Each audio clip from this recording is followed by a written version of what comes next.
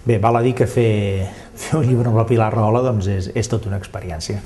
Jo l'he viscuda durant 5 mesos aproximadament, convivència amb ella, amb una munió d'actes que hem fet conjuntament, alguns en premsa i altres a porta tancada.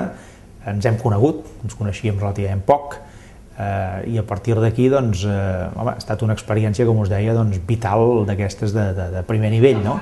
Jo he tingut l'oportunitat de fer una cosa, per bé o per mal, i jo espero que sigui per bé, que és donar-me a conèixer una mica més tal com jo crec que sóc.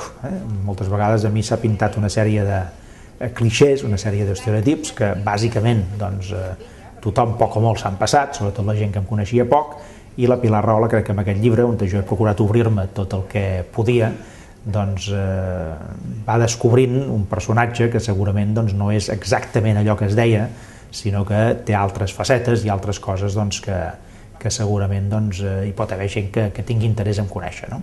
Es podria fer un altre llibre d'anècdotes sobre la màscara del rei Artur, el llibre on jo intento reflectir la meva mirada sobre Artur Mas, perquè va passar de tot. Des dels inicis ell tenia dubtes, jo tenia dubtes, quan ens vam trobar ens miràvem amb recel, a les pors de cadascú, tot el procés, diguem-ne, de creixement del personatge en la meva mirada, però també de creixement de la relació, no?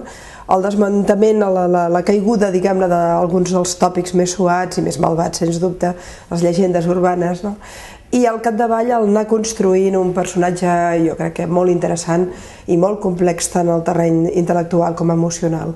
L'altre dia algú deia, a La Vanguardia, en una crítica literària, que jo havia descrit un home i no un polític. Una de les gràcies que té aquest llibre és que darrere de la màscara del polític hi batega un home intens, un home que té moltes coses a dir i no totes les diu. No?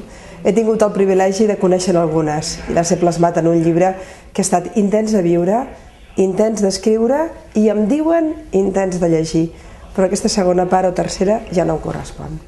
Una bona experiència per part meva, això volia dir, com us he dit abans, obrir-se, vol dir sortir d'això que ella en diu la màscara, no? De la protecció de la màscara i mostrar-se més tal com on és, i a partir d'aquí, doncs, bé, una experiència feta, que jo espero doncs, que hi hagi gent que li pugui interessar, com de fet està demostrant la venda del llibre, que està funcionant doncs, molt bé, perquè vol dir que hi ha tot un grup de gent en el nostre país que poc o molt doncs, té curiositat per veure com la Pilar Rahola, que és una persona independent, molt independent, amb criteri propi, una persona doncs, intel·ligent, curiosa, com una persona així, doncs, que no forma part ni de Convergència ni de Convergència i Unió, pot doncs, descriure i anar coneixent amb una persona com jo mateix. No? Espero que us agradi i que les persones que el pugueu veure o que l'hagueu vist, doncs, que hi hagueu disfrutat.